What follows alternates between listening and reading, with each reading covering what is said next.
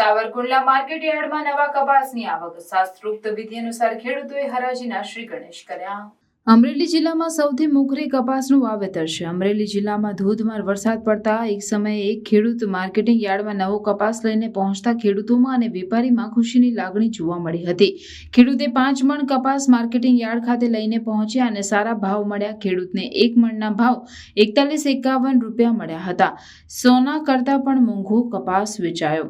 Savarkundla marketing યાર્ડના secretary મુકેશભાઈ ત્રિવેદીએ જણાવ્યું કે અમરેલી જિલ્લાના સાવરકુંડલા યાર્ડમાં સૌથી વધુ કપાસની આવક નોંધાતી હોય છે। અમરેલી જિલ્લામાં મોટા ભાગના ખેડૂતો કપાસનું વાવેતર કરે છે અને સાવરકુંડલા યાર્ડ 365 દિવસ કપાસના આવકથી છલકાતું હોય છે, પરંતુ હાલ ચોમાસાનો સમય ચાલી રહ્યો છે। ધોધમાર વરસાદ પડી રહ્યો છે અને ધોધમાર વરસાદ વચ્ચે સાવરકુંડલા માર્કેટિંગ યાર્ડમાં નવા કપાસની આવક શરૂ થઈ છે।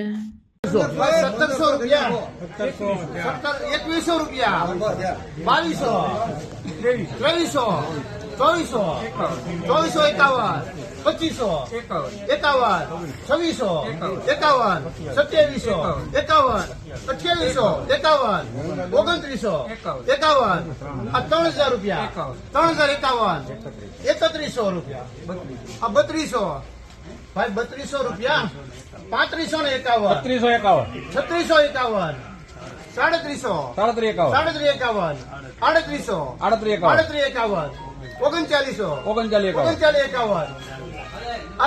4051 रुपया 4151 भाई 4151 रुपया 4151 4151